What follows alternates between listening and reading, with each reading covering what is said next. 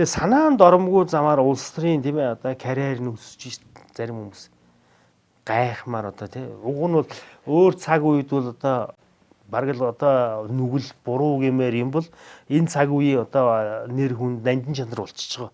Тийм зүйлс. Гэхдээ жишээлбэл одоо ингээл зөндөл юм байна шүү дээ. Одоо ингээл их хурлын гишүүний үнцэн өнөөдөр бол алга болчихлоо шүү дээ. За би нэр хэлээд яах вэ тий. Ер нь тэгэл их хурлын гишүүн гэдэг чи одоо бид нар саяхныг болтол юу гэж ойлгож ирсэн бэ? Энэ улс орны лидер, элит те улс орны том зургаар нь хардаг.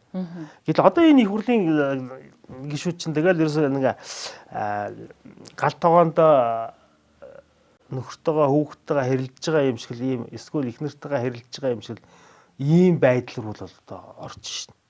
Тэгэл одоо янз бүрээр те одоо бие биенээ ээлж нэрлээл тэгээд нэг улс орны асуудал биш те. Яг нэг хоёр хүний одоо чиглэсэн те ийм байдлаар ханддаг. Тэгээд Монгол хүн чинь бол өөрөө одоо менталитет нь төрөө дээдэлдэг.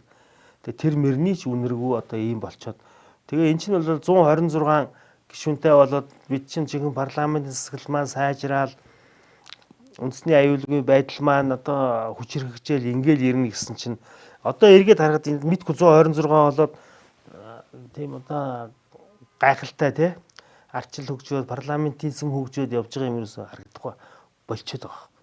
Тийм. Тэгээ энэ одоо жигсаалт гэдэг чинь яг үнэндээ бол анх бид нар бодохдоо их гоёор бодож ирсэн их сайхнаар гэгээлгээр харж ирсэн тий ямар нэгэн сонгогчдод өргүү тэгээд жинхэнэ улс орныхон төлөө үгээ хэлэх тэгээд нөгөө яг парламентын чинь нийгмийн нөгөө бүлэг давхаргын төлөөлөл нь ороод ирлээ гэд бодож ирсэн чинь тэр нь биш л болж таарж байгаа.